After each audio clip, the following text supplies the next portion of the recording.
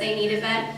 As I've kind of gotten further into my career, I've kind of realized, it's okay sometimes that, hey, Mr. Smith, I understand that you're frustrated, but if we can't have a polite conversation, I'm going to need to hang up the phone right now. Or, hey, Mr. Smith, I think we need to kind of walk away. I'm going to go into this next room. When you're ready to talk, feel free to come over. So it's okay sometimes when we have to walk away, when we have to end a conversation. It takes a while to learn when kind of enough is enough, when you need to come back and revisit the conversation.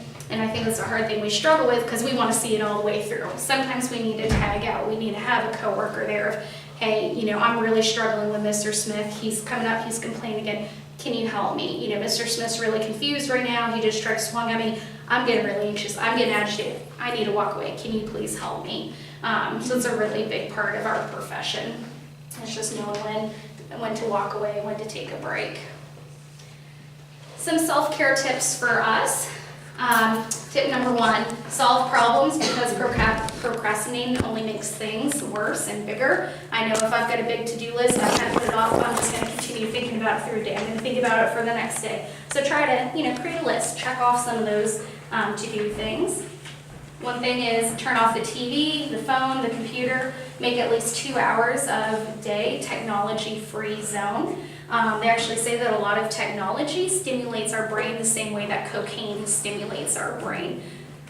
How many of us are on computers all day long, on our phone all day long, checking Facebook, checking Twitter, checking emails? So if possible, at least 2 hours a day, maybe an hour in the morning when you're getting ready for work, maybe an hour in the evening before you go to bed. Read a book, say your prayers, go for an exercise, take a jog. Go ahead and disconnect from the electronics.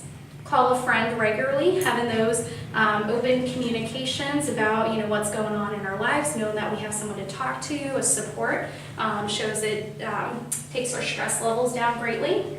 Swap an hour of the news for half an hour of comedy.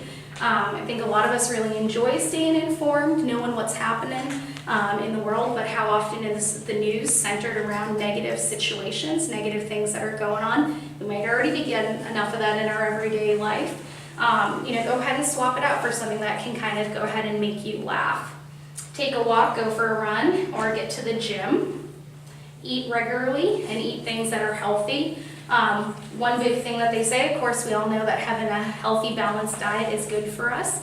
But they also say if you try to avoid all things, such as all chips, all sweets, all that, they actually show that increases our stress levels. So find that balance. Go ahead and indulge yourself once a week. Have a little bowl of ice cream, something that brings you a little extra happiness. Do three things, big or small, for yourself before you leave the house each day. So maybe it's taking the dog out for a 15-minute walk.